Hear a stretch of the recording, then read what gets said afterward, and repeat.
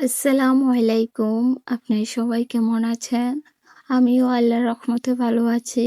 আমার ভিডিওটি কাছে কিংবা দূরে, দেশ কিংবা দেশের বাহিরে যারা দেখছেন তাদেরকে অসংখ্য ধন্যবাদ। এদিকে শিফা মা অনেকদিন ধরেই বলতেছিল যে, "আম্মু আমাকে বিরিয়ানি রান্না করে দাও।" গতকালকে খাওয়ার ভিতরে বসে বলতেছে, "তোমাকেই বলছিলাম বিরিয়ানি রান্না করে দিতে।" তো ওর কথা শুনে আজ আমি রান্না করলাম না, আজ ও কান্না করবে যে রান্না করে দেইনি তার কারণে। এই যে এক পিস মুরগির মাংস ছিল, একটু বড় সাইজেরই, তো ওর হবে তাই ওর জন্যই রান্না করেছি। তো মশলাটা দিয়ে দিলাম, বিরিয়ানি মশলাটা সব মশলা দিয়ে কষিয়ে নিব। আসলে আমার শিফা মা অনেক পছন্দ করে বিরিয়ানি, ওকে বলেছিলাম যে মা রোস্ট খাইবা না বিরিয়ানি, তো বলতেছিল বিরিয়ানি খাবে, তো যে বলে সেই কাজ। রান্নার কাছে চলে আসলাম। আজ আমার জন্য একলা কিছুই রান্না করব না, শুধু মাছ ভাজবো আর ভাত আছে ঘরে, আগের ভাত, তার জন্য আর কোনো রান্না চলবে না, শুধু বিরিয়ানি চলবে আর হচ্ছে মাছ ভাজা করব, এই দুই মাইজের হয়ে যাবে। তো এদিকে আমি শিফা মা তো মাংস তো খায় না, একটু আলুটাই ভাড়াই দিলাম, ও আলুটা অনেক পছন্দ করে খায়। তো এই যে দেখেন আমার বিরিয়ানি রান্না হয়ে গিয়েছে, কোনো ঝামেলা নেই, চাল সিদ্ধ করা লাগেনি, মাংসটা ভালোভাবে কষিয়ে রান্না করে তারপরে চালটা এটার ভিতরে দিয়ে রান্না করে নিলাম। দেখেন কতটা সুন্দর পারফেক্ট হয়েছে বিরিয়ানিটা।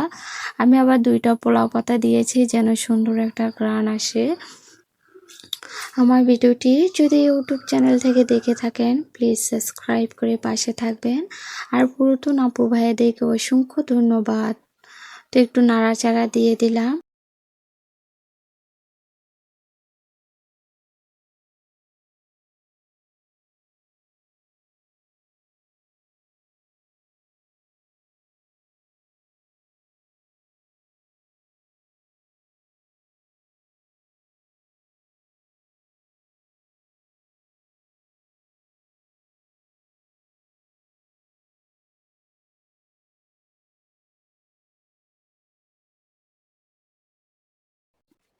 এদিকে শিফা আমার প্লেটে বিরিয়ানি বেড়ে দিয়েছি, তো আর আমার প্লেটে হচ্ছে পান্তা ভাত আর মাছ ভাজা।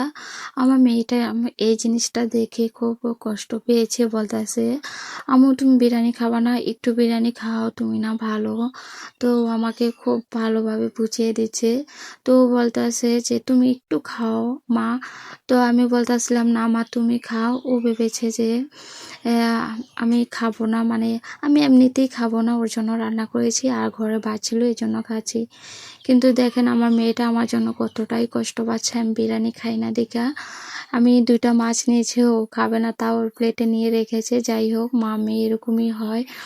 তো ওকে বলতেছিলাম মা তুমি খাও আমি পরে খাবো, ওকে বুঝিয়ে সুঝিয়ে 2 লোকমা মুখে দিতে পারলাম, তারপর আর খেলো না। ও বলতেছে তুমি খাও মা।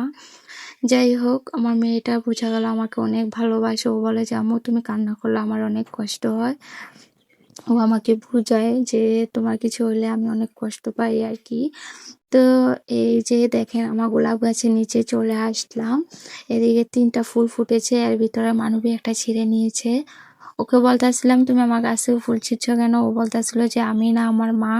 যাই হোক আজকে ব্লগ ভিডিওটি আপনাদের কাছে কেমন লেগেছে সবাই কমেন্টের মাধ্যমে জানাবেন। আজকের ভিডিও এ পর্যন্তই, আল্লাহ হাফিজ।